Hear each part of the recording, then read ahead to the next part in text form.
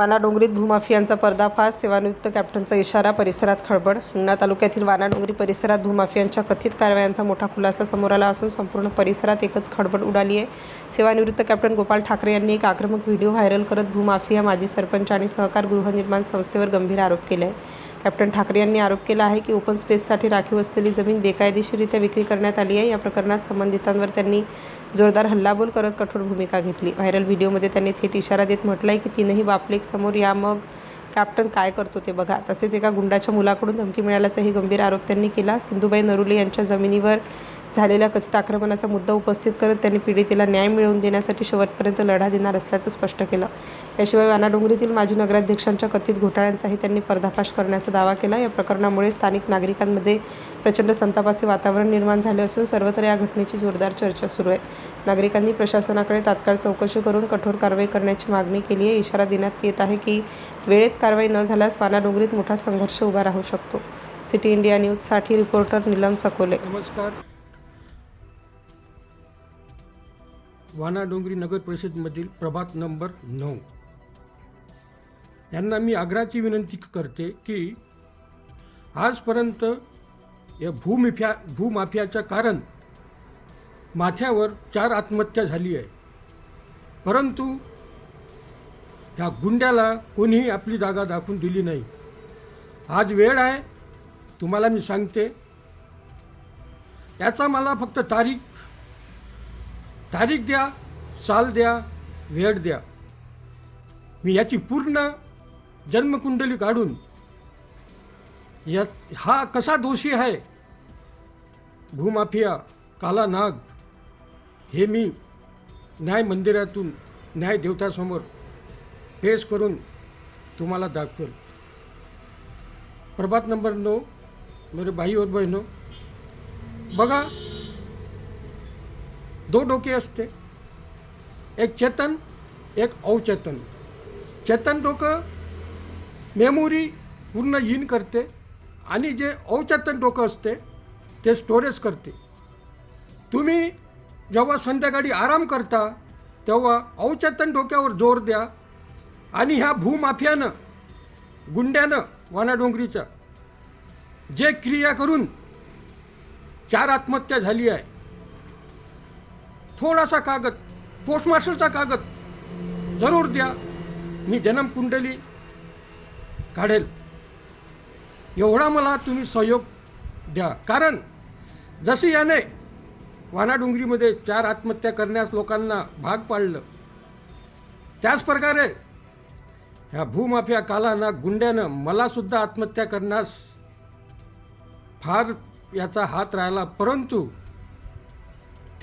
तो सक्सेस झाला नाही. कारण माझं मन, दिल हे फौजीचं होतं, त्यामुळे तो सक्सेस होऊ शकला नाही. म्हणून मी तुम्हाला सांगतो, वाईवर बहिणो, ह्या भूमाफियानं जो वानाडोंगरीमध्ये जो गदर करून ठेवला आहे ते मलाच मालूम आहे. मी फक्त जे मला प्रभाग नंबर 10चं एवढंच बोलतो. बाकी जो आहे नरुले काकूला तर मी साथ देईलच. हा जाईल कुठं? मी जोपर्यंत जिवंत आहे तोपर्यंत हा नगर परिषदमध्ये खुर्चीवर बसू शकणारच नाही. हे मी जिवंत मी बोलतो. हा, मी माझी लीला, मी मरण पावलो तर हा जाईल, त्याची काही मला गम नाही. परंतु आज मी तुम्हाला सांगतोय की हा नगर परिषदेच्या खुर्चीच्या लायकाचा परिवार राहणारच नाही. हे कॅप्टन गोपाळ ठाकरे रिटायर, तुम्हाला आज तारीख लिहून ठेवा आणि पुरी गाठ बांधून ठेवा. भाईसाहेब, भरपूर महाभारत, विष्णू पुराण, रामायण सर्व अभ्यास करा. सर्वात पहिले कबीरवाणी बघा. कबीरवाणीमध्ये एकच वाक्य आहे, जो बोओगे बबूल, आम कहाँ से पाओगे. इस भूमाफिया ने बोया बबूल है, आम कहाँ से मिलेगा.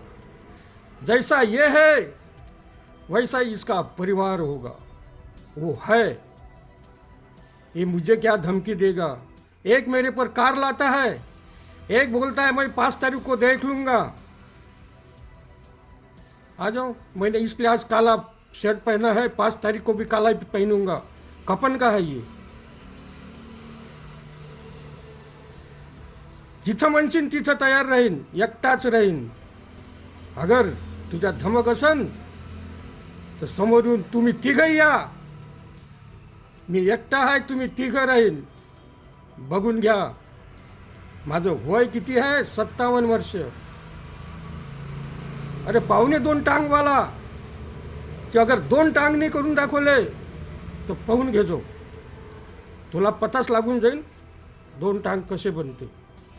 नगर परिषदचा व्यवहार, भोंगळ कारभार, मॅडमजी काय करून ठेवलं शिवालयामध्ये, शिवालय रुद्राक्ष लेआउटमध्ये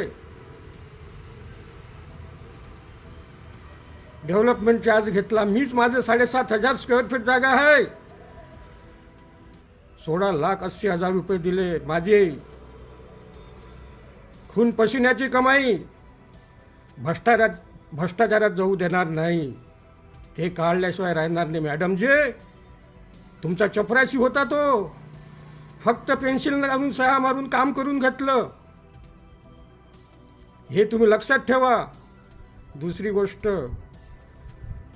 सहकार गृहनिर्माण संस्थेनं गजानन कॉलनीमध्ये ओपन पेसला चित्रकला शाळा म्हणून बोर्ड लावला, ते कोणाला विकलं।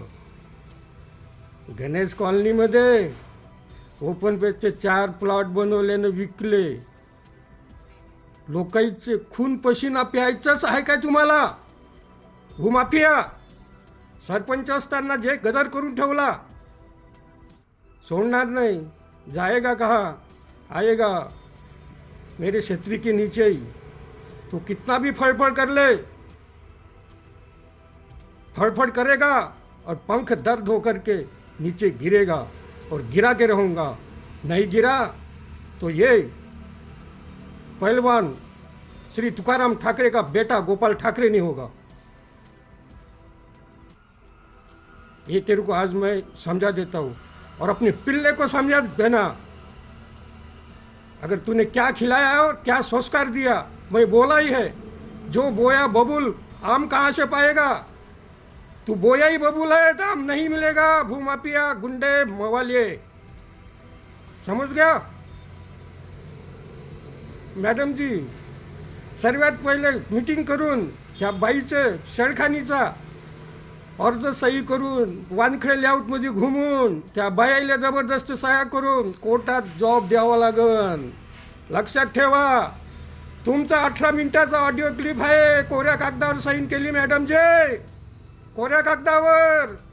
तुम्ही नगराध्यक्ष होत्या मॅडम जी, सर्व व्यवहार कोऱ्या कागदावरच झाला का? म्हणून मी सांगतो वानाडोंगरीतील पूर्ण रहिवाशाला याचा जो भोंगळ कारभार माझ्याकडेच आहे, मी काढल्याशिवाय राहणार नाही। नमस्कार, माथ्यावरचे पूर्ण वानाडोंगरीच्या लोकांना माझा नमस्कार। मला थोडीशी तुम्ही याची मदत करा।